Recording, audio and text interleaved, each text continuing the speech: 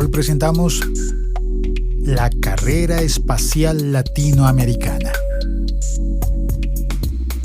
Esto de la carrera espacial se está hablando desde la época de la Guerra Fría, en la que se supone la carrera era por ver quién conquistaba el espacio primero, entre los soviéticos y los estadounidenses. Pero entonces, ¿qué tiene que ver Latinoamérica en esa carrera espacial? Si se supone incluso que Latinoamérica es tercer mundo. Al menos así me lo enseñaron a mí en la universidad.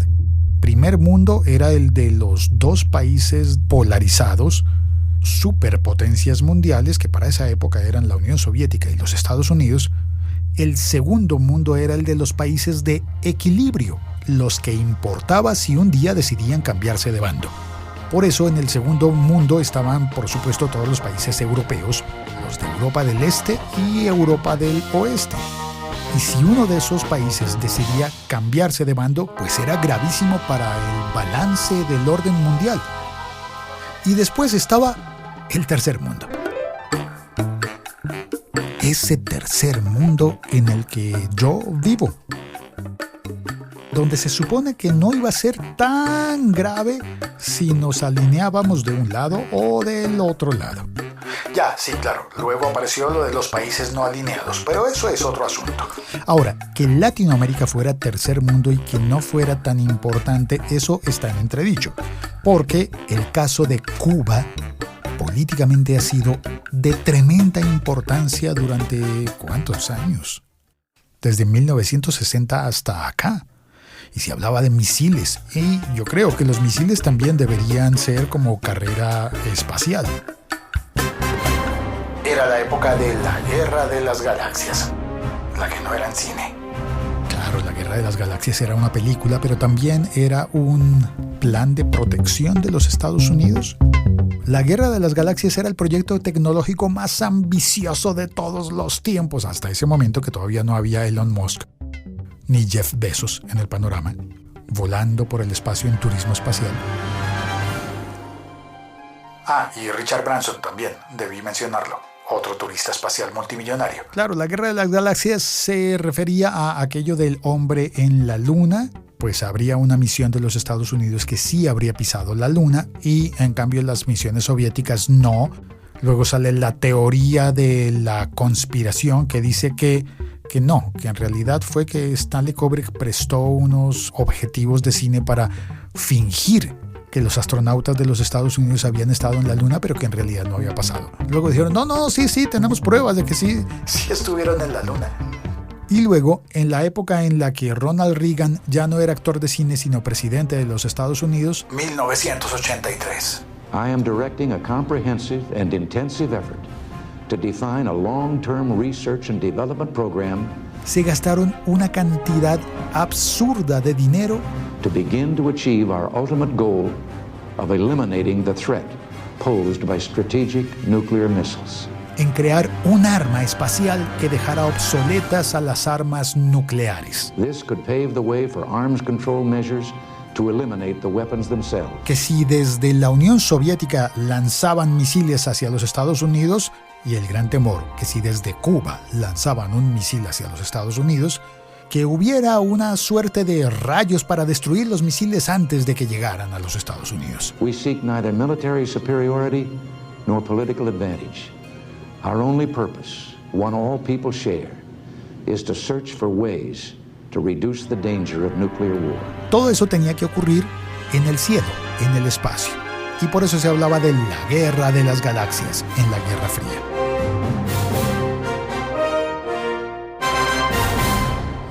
Pero no he saludado. Hola, soy Félix, @locutorco, y este es el podcast del siglo XXI es hoy, que normalmente habla de tecnología que nosotros podemos llevar en el teléfono, en los bolsillos. Pero esto que estoy contando va a tener que ver mucho con nuestros bolsillos. Caracol Podcast presenta El siglo XXI es hoy.com. Volviendo con la Guerra de las Galaxias de la Guerra Fría, pues al final lo que hubo fue mucha ciencia, mucha investigación, muchas misiones, como por ejemplo a Marte, a explorar el planeta, claro, la misión a la Luna, satélites y la participación no solamente de los Estados Unidos y la Unión Soviética por aquel entonces, sino también de Japón, China, los países europeos y Latinoamérica enviando expediciones al espacio. Sí, porque Latinoamérica tiene una agencia espacial. Se llama ALCE. A, agencia. L, latinoamericana. C, caribeña. E, espacio.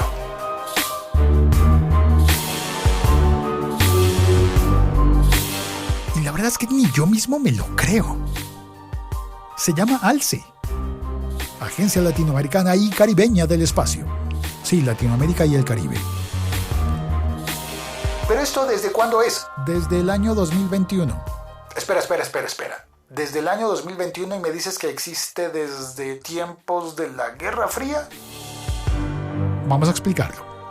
En 2021 se constituye oficialmente la ALCE, la Agencia Latinoamericana y Caribeña del Espacio, con escritura pública firmada por los cancilleres de Argentina, Bolivia, Costa Rica, Ecuador, México y Paraguay. Lo firmaron en México.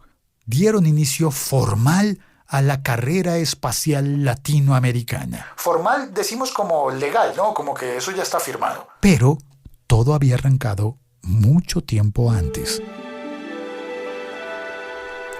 Corría el año 1957 y México quería lanzar cohetes. Creó una estación terrenal en Sonora. 1957. Para 1985, año en el que salían películas como Volver al Futuro, había un astronauta mexicano, Rodolfo Neri Vela, astronauta mexicano que viajó con la NASA. México estaba del lado de los Estados Unidos en la época de Guerra Fría. Y Rodolfo Neri Vela viajó con la NASA para poner en órbita un satélite. Tuve el privilegio de ser seleccionado para viajar en la nave Atlantis en 1985 y fuimos muy afortunados los mexicanos porque además de poner en órbita nuestro satélite Morelos 2, además de hacer experimentos científicos mexicanos y de que yo pudiese representar a la nación en órbita terrestre. Es la voz de Rodolfo Neri Vela en un documental de Kennedy Space Center Visitor Complex. Pocas semanas después ocurrió el lamentable accidente de la nave Challenger en la que perdieron la vida 7 astronautas. En esos momentos yo inmediatamente pensé en mi viaje y le di las gracias a Dios porque a todos nos llevó y nos trajo a salvo de regreso a la Tierra. Despegó de Cabo Cañaveral y desde allí se lanzaron 2 satélites mexicanos, 1985. Claro, desde ese entonces hasta ahora, pues esos 2 satélites ya no están en servicio. Ya se les acabó su vida útil. Pero México tuvo satélites en esa época. México es el país con mayor número de astronautas, al menos en Latinoamérica. No tienen el primero, si bien Rodolfo Neri Vela fue el primer mexicano en ir al espacio. Antes de él, el primer latinoamericano era de Cuba. Arnaldo Tamayo Méndez viajó al espacio, pero no con la NASA. Viajó en una Soyuz 38, el 18 de septiembre de 1980. Astronauta cubano en nave soviética por aquel entonces. Pero también hubo un costarricense, Franklin Chang Díaz. Tuvo muchos vuelos con la NASA.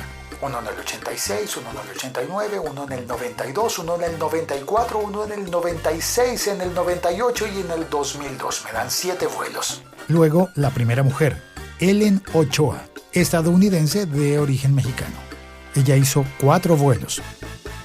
También, ¿por qué no?, consideremos al astronauta español, Miguel López Alegría. Un peruano, Carlos Noriega, que viajó en 1997 y en el 2000. Pedro Duque, español. John D. Olivas, gringo de origen mexicano. También uno de familia colombiana, George D. Samka. Un boricua en el espacio, Joseph M. Acaba. Y una mención especial para José Hernández, que se dice en México que fue el primer trabajador campesino en lograr ser astronauta de la NASA. Él contó que estaba trabajando en la Tierra cuando escuchó por radio que él había sido admitido en el programa de astronautas. Pero claro, además de campesino, tiene una maestría en Ciencias e Ingeniería Eléctrica en la Universidad de California. Y hay obviamente muchas más personas que han trabajado en la carrera espacial norteamericana o soviética, como Serena Auñón, de origen cubano pero que trabajó para la NASA en Estados Unidos, y también de Cuba José Armando López Falcón, que era el suplente del otro astronauta cubano, aunque como viajaban con la Unión Soviética no se llamaban astronautas sino cosmonautas. ¿Y argentinos no había?, me preguntará alguien. Sí, había un argentino, Fernando Caldeiro, que desafortunadamente tuvo un tumor cerebral y al final no pudo viajar a la Estación Espacial Internacional. ¿Y entonces cómo vamos con la cuenta de satélites? México tiene 11 de 47 satélites que están orbitando la Tierra y que son latinoamericanos. Por lo menos propiedad de países latinoamericanos. Ahora, de 47 satélites latinoamericanos, la mayoría es de solo 3 países: de Brasil, de México y de Argentina. Sé que empezamos la historia hablando de México, pero esa historia está llena de satélites de Brasil, que ha puesto en órbita 20 satélites desde el año 2003. Claro, ya no había Guerra Fría. Brasil no tiene el mérito de ser precursor latinoamericano como lo tiene México. Pero Brasil tiene una ventaja a cambio, y es la órbita geoestacionaria, que la tienen los países en territorio ecuatorial. ¿Qué significa la órbita geoestacionaria? Bueno, pues así como resumido es la posibilidad de que pongas un satélite en órbita y esa órbita del satélite esté siempre sobre tu país, porque el país está al lado de la línea del Ecuador. Y entonces es muchísimo más fácil sincronizar el vuelo del satélite para que atienda el cielo de tu país. Claro, entonces no todos los países del mundo cuentan con esa ventaja. Brasil sí, Colombia sí. Bueno, pero Colombia no tiene 20 satélites. Ecuador sí, pero ya te voy a contar la historia de Ecuador, que es así que es... Bueno, llegaremos allá. De los 20 satélites que ha lanzado Brasil, 3 de ellos son totalmente brasileños y están activos. Y tienen más satélites brasileños planeados. Esos que están planeados tienen un nombre muy bonito: Amazonia 1, Amazonia 1B, Amazonia 2. Pero espera, habíamos dicho que México era el precursor de los satélites latinoamericanos en 1985. Bueno, pues Brasil también. Sí, Brasil también es precursor. Yo creía que no, pero resulta que sí. En 1985 Brasil puso en órbita el Brasilsat A1 y en el 86 el Brasilsat A2. Y después, en los años siguientes, el Brasilsat B1, el Brasilsat B2, el B3, el B4. Lo que pasa es que mientras México estaba trabajando con la NASA en los Estados Unidos, lanzando desde Cabo Cañaveral, Brasil estaba trabajando con los franceses, con la empresa Aeroespacial. Y esa empresa desarrollaba los cohetes Ariane, que eran los que se utilizaban para lanzar los satélites brasileños. Claro, no era el único uso, era más bien como uno de los muchísimos usos espaciales de los Ariane. Pero hay algo más mágico todavía. Haciendo la investigación, me pareció todavía más asombroso en la historia de Brasil. Y es que, así como la NASA en los Estados Unidos es una empresa estatal, en Brasil también hay una empresa espacial estatal, o bueno, había. Se llamaba Embratel y fue la encargada de lanzar esos satélites. Pero luego esa empresa se privatizó y se convirtió en Star One. En Brasil hay una compañía que se llama Star One y que ahora es privada y ha lanzado al menos 6 satélites más después de haber cambiado de Embratel a Star One. Y como dicen en los infomerciales, pero espere, aún hay más. Star One en Brasil tienen planeados 2 satélites más con Argentina. Son los satélites Sabiamar 1 y Sabiamar 2. Damas y caballeros, hemos llegado a la Argentina, en la historia de los satélites y la carrera espacial latinoamericana. Argentina lanzó un satélite en 2017 desde China. Y en 2018 lanzó un satélite... Sí, así es, Argentina ha sido cliente de Elon Musk. Sí, en el Falcon 9, de la empresa SpaceX de Elon Musk. Son 7 los satélites argentinos que están dándole vueltas a la Tierra. Pero no solamente hay satélites mexicanos, brasileños y argentinos. También hay 3 de Venezuela y 2 de Colombia. Vamos con los de Colombia. En el año 2018, la Fuerza Aérea Colombiana puso en órbita un satélite lanzado desde India. Es que a la hora de aliarse en la carrera espacial, pues estábamos buscando siempre el mejor socio posible. Y al parecer solamente Brasil y Argentina se estaban hablando dentro de la región latinoamericana. Entonces Colombia lanza su satélite de la Fuerza Aérea en el 2018 desde India. Pero ese era el segundo satélite, porque el primer satélite colombiano se lanzó en el año 2007 y fue privado. Bueno, no sé qué tanto lo podríamos considerar como satélite privado.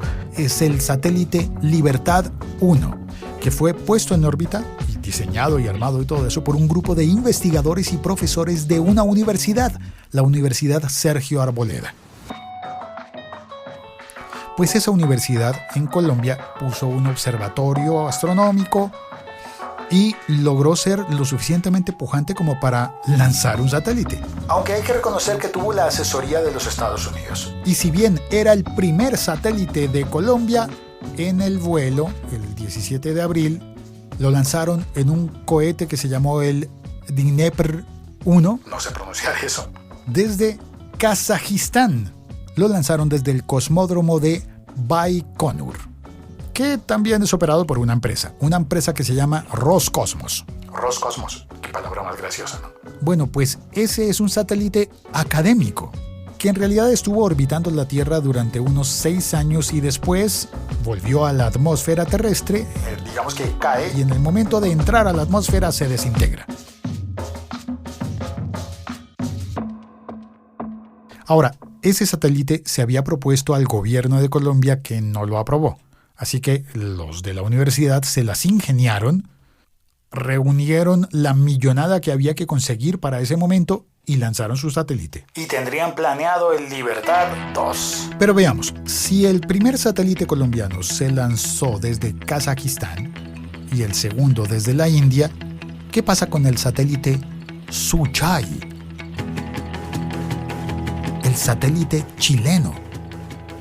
Pues ese se lanzó desde India también.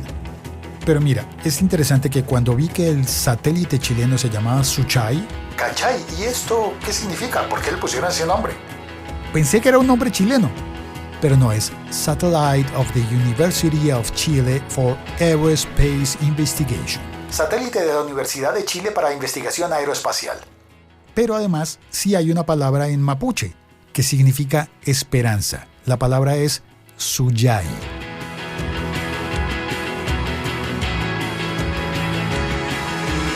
El Suyai o Suchai, satélite chileno, es pequeño, es un nanosatélite.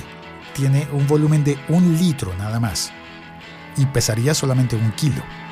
Yo creo que debe parecerse mucho al satélite colombiano que se lanzó 10 años antes, por lo cual el chileno sería más nuevo y seguramente mejor. Es que lo que avanza la tecnología en 10 años. Bueno, pues una vez más, en Chile como en Colombia, el dinero salió de la universidad. Si no directamente, pues es la universidad la que se encarga de gestionarlo, conseguir la financiación. Y al final terminan pagando muchísimo menos de lo que cuestan los satélites comerciales. O estatales, bueno, lo que cuestan los satélites normales. Pero, ¿te acuerdas que había mencionado que había unos satélites venezolanos? Sí. Venezuela, en 2008, un año después que Colombia, lanzó el Venesat 1 Simón Bolívar. Y en el año 2012 lanzó el segundo satélite, que se llama Miranda VRSS-1. Y en 2018 lanzó el satélite Antonio José de Sucre, que por siglas sería el VRSS-2. Al menos ese, el tercero, se lanzó desde China, desde Jiquan. Pero ahora veo que se lanzó fue en el 2017, un año antes de lo que yo pensaba. Y este fue lanzado por, ojo, la Agencia Bolivariana para Actividades Espaciales, ABAE. ABAE, eso parece más bien una expresión. Lo mandaron con una cámara de alta definición, una cámara infrarroja para diagnóstico de suelos, recursos hídricos, datos de prevención sismológica. ¿Y te acuerdas que Brasil ponía sus satélites en órbita geoestacionaria? Bueno, pues Venezuela... La verdad yo no entiendo por qué no puede. O no lo ha hecho todavía. Su satélite Sucre tiene una órbita heliosincrónica. Mientras en la órbita geoestacionaria basta tener una antena terrestre para captar el satélite, pues con la heliosincrónica el satélite pasaría siempre a un mismo tiempo solar para poder captar su señal. Algo así como que no lo puedes seguir todo el tiempo, pero lo puedes llamar todos los días. Más o menos. Y esa heliosincrónica también la veo en la referencia del satélite de Perú. El PeruSat-1. Un satélite que, como el venezolano, pues este es estatal. Lo opera una empresa que hace parte del Ministerio de Defensa de Perú y fue fabricado en Francia por la compañía Airbus, Defense and Space. Sin embargo, en Perú también ha habido nanosatélites de universidades, como el Chasqui-1 que lanzó la Universidad Nacional de Ingeniería, o el PUCPSat, las siglas graciosas, PUCPSat, de la Pontificia Universidad Católica de Perú, o la Universidad Alas Peruanas, que lanzó el WAPSat. Ahora, una cosa interesante que tiene el PeruSat es que fue lanzado desde la base Ariane Space en Kourou, Guayana Francesa, en un cohete Vega. Hagamos una pausa. Y recuérdame contarte lo del satélite de Ecuador.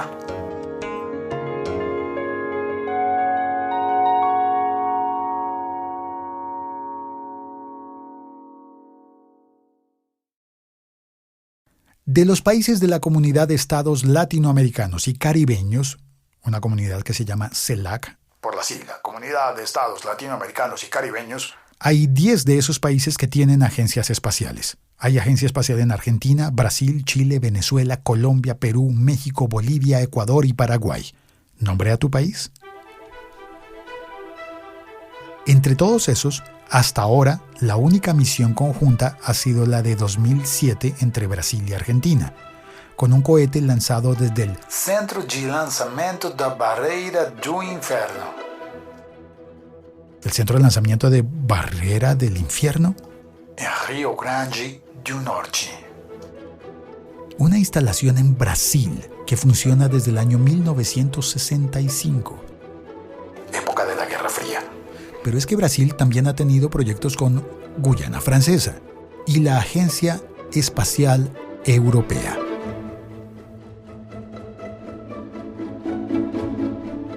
¿Recuerdas el satélite de Perú lanzado desde Guyana Francesa? Brasil tiene el centro de lanzamiento Barreira do Inferno y también tiene un centro de lanzamiento que se llama Alcántara. Esto de Alcántara es muy interesante porque queda a tan solo 2,12 grados de latitud, muy cerca de la línea del Ecuador. Brasil, desde 1965, lanzando cohetes. O bueno, por lo menos teniendo la base desde esa época. Muy cerca de allí, en Guyana Francesa, está el Puerto Espacial Kourou, y ese funciona desde 1968. Y es el principal puerto espacial de la Agencia Espacial Europea. Eso de puerto espacial suena poderoso, ¿verdad? Desde allí se han lanzado los cohetes Ariane, que son franceses y de la Agencia Espacial Europea, los cohetes Vega, que son italianos y de la Agencia Espacial Europea, porque es que Europa trabaja así en conjunto, y también los cohetes Soyuz rusos. Esos Soyuz rusos se han lanzado desde la Guyana Francesa desde 1966 hasta 2020. 2020, año en el que se habló de crear la ALCE, la Agencia Latinoamericana y Caribeña del Espacio, que, como ya contamos, reúne a México, Argentina, más Bolivia, Ecuador, Salvador y Paraguay.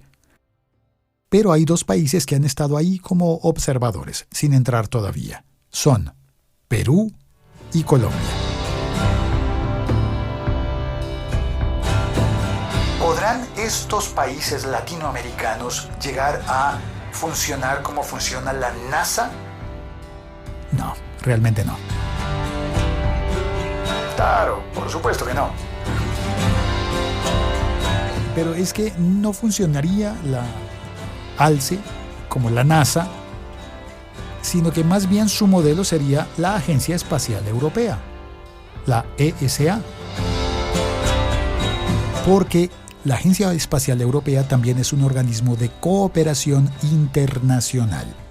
Es obvio que los europeos han estado muchísimo más organizados que los latinoamericanos. Eso, claro que no es una novedad. Pero la ALCE se va a dedicar a viajes al espacio. Sí, ALCE tiene prevista la exploración espacial, pero también la investigación científica y probablemente asuntos prácticos para la región, como por ejemplo el Internet satelital para varios países. Y ahí es donde toca mi bolsillo, y quizás el tuyo también, porque al trabajar para Internet satelital, pues deberían mejorar la conectividad de toda la región latinoamericana. Aunque sabemos que hay unos proyectos por allí, incluso de Facebook, para hacer Internet satelital, de Elon Musk, de todo el mundo. Pero son los países latinoamericanos los que de verdad estamos necesitando eso. Y más aún, como muchos de estos países ya tienen una agencia espacial, hay recursos públicos. Porque no solo vamos a vivir de satélites enviados por las universidades. E imagínate si a este organismo, el ALCE, llega a entrar Brasil. Ya con México y Brasil juntos, y todos los demás países latinoamericanos apoyándolos, pues creo que sí podríamos tener una carrera espacial más digna.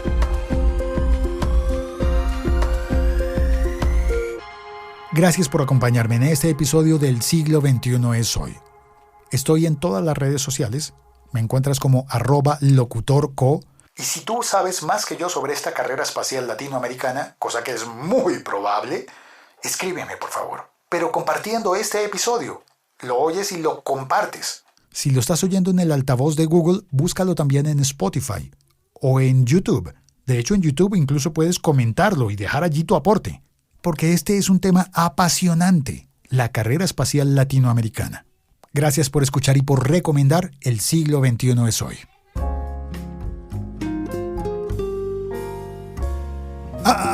Pero espera. No me voy todavía, tengo que contar lo del satélite ecuatoriano, el NEE-01 Pegaso.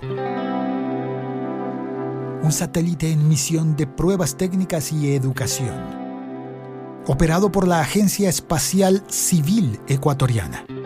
Lanzado en abril de 2013 en un cohete Shenzhou 2D. Larga Marcha 2D en chino, porque es una familia de cohetes chinos que está operando desde la época de la Guerra Fría. Pues lo interesante con esto es que el satélite ecuatoriano NEE-01 Pegaso fue lanzado, como es costumbre, en un vuelo en el que van varios satélites más. De hecho, se lanzó en ese mismo vuelo un satélite argentino con un nombre bellísimo. Es la historia de un astronauta argentino. El Capitán Beto. Bueno, es lindo el nombre porque hay una canción que se llama El Capitán Beto. Ahí va el Capitán Beto por el espacio. El satélite ecuatoriano costó unos casi $800.000. 700.000 de esos fueron puestos por el gobierno de Ecuador. Y además el Ecuador decretó una cadena nacional para dar cobertura en televisión al lanzamiento. Y observamos ya las imágenes se enlazarán con la señal de China en la provincia de Gansu. Encadenar los canales de televisión. Presentes en la nación asiática, y allí tenemos ya la imagen de lo que es el cohete que transportará al nanosatélite Pegaso, el primer satélite ecuatoriano. Listos para el despegue. MSC China confirma. Empezamos la cuenta atrás. 7, 6, 5, 4, 3, 2, 1. Encendido. Ignición. Lanzamiento. LM-2D, llevando a bordo NS-1 Pegaso, primer satélite ecuatoriano despega hacia el espacio, ha dejado la torre.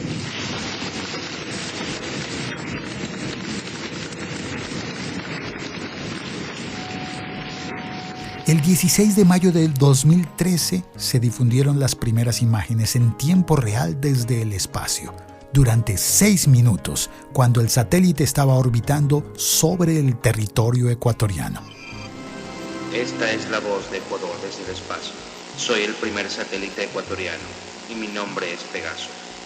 Soy pequeño, como el niño que soñó con mi existencia, pero también soy grande, pues represento el anhelo de futuro y de progreso de millones de ecuatorianos.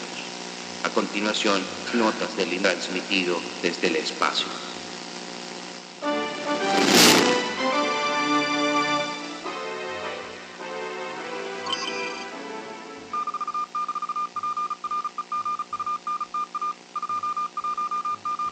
Pues el Pegaso, construido en Ecuador por la ONG EXA, Agencia Espacial Civil Ecuatoriana, en aquel entonces tuvo un caso en el que los miembros de la EXA y el Observatorio Astronómico de Quito estaban discutiendo sobre el aporte científico y el financiamiento público del satélite, un nanosatélite por el peso del aparato.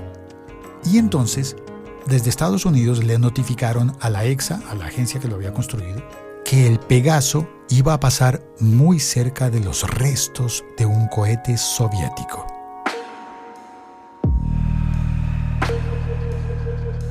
En el espacio. Basura espacial. Se iba a estrellar apenas un mes después de su lanzamiento. Se mantiene la expectativa sobre la posible colisión de Pegaso, el primer satélite ecuatoriano lanzado el pasado 26 de abril desde China. De suceder, el choque del nanosatélite sería con restos de un cohete ruso lanzado al espacio en el año 1985. La posible colisión ocurriría a 1.500 kilómetros de altura sobre la zona este de Madagascar a una velocidad de 7.000 kilómetros por hora. Se estima que el incidente se lleve a cabo aproximadamente a las 0:38 horas de este jueves, hora de Ecuador, según indicaron los expertos espaciales. En rueda de prensa, el cosmonauta ecuatoriano e impulsor del proyecto Ronnie Nader afirmó que las pérdidas económicas son mínimas porque el satélite cuenta con un seguro ante este tipo de incidentes. Seguimos entonces expectantes. Pegaso en realidad no se encontró de frente, se encontró de medio lado con los restos del Zyklon 3. Los restos del cohete ruso golpearon el Pegaso. No fue un choque directo, pero el Pegaso perdió su orientación y a partir de ese momento no se puede captar su transmisión.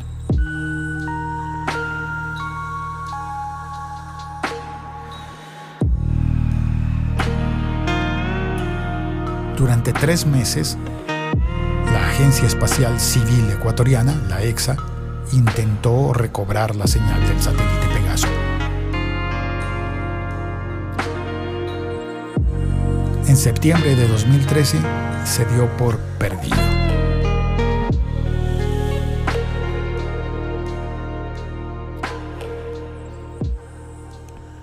Aunque no del todo. El presidente de Ecuador, Rafael Correa, informó sobre la recuperación del satélite Pegaso, el cual fue declarado desaparecido el año pasado, pocos días después de su lanzamiento, luego de chocar en el espacio con los restos de un cohete ruso. Gracias a Crisador se ha recuperado también la señal de audio de Pegaso, es decir, Pegaso sigue trabajando, no con video, pero solo a nivel de audio.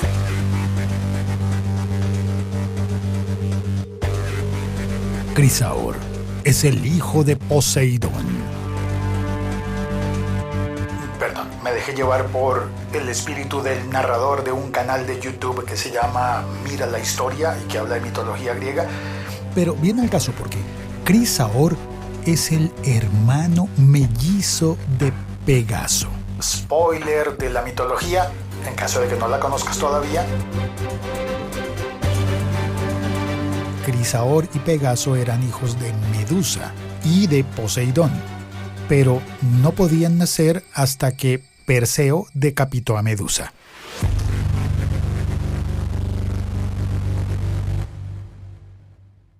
Basta de mitología, volvamos al espacio. Y el NEE-02 Crisaor es el segundo satélite ecuatoriano, un nanosatélite de estructura CubeSat de un cubo también, construido por la Agencia Espacial Civil Ecuatoriana.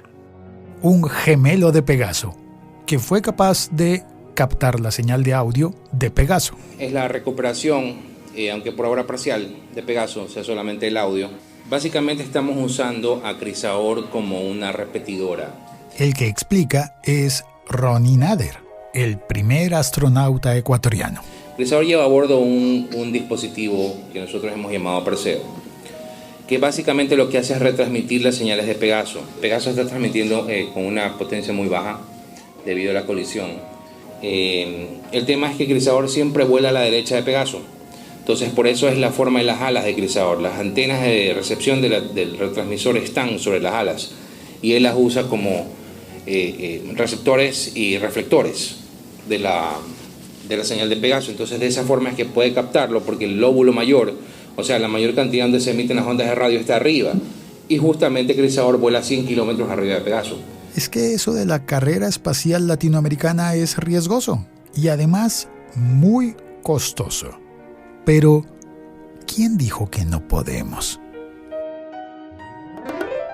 Ojalá en lugar de producir banano, petróleo, produzcamos satélites. ¿Por qué no?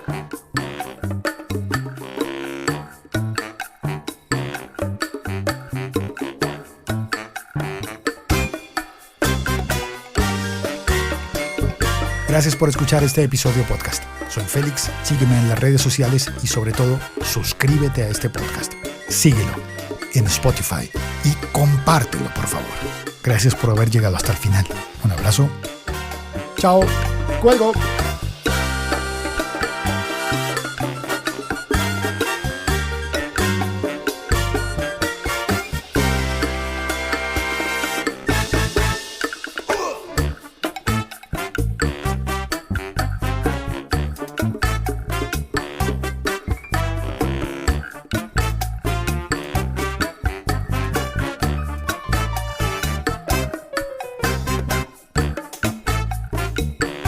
Este episodio podcast contiene fragmentos de audios tomados de diferentes fuentes. Todas están etiquetadas, marcadas con enlace en la descripción escrita de este episodio podcast. Todas bajo el uso justo. Fair use.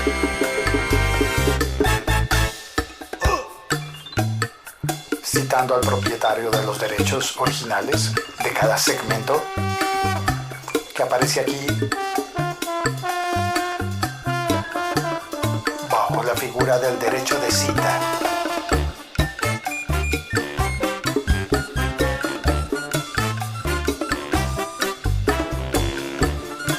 Para comprobar los argumentos expuestos en este episodio podcast del siglo XXI es hoy. Todas las músicas han sido Creative Commons. Están listadas también en la descripción.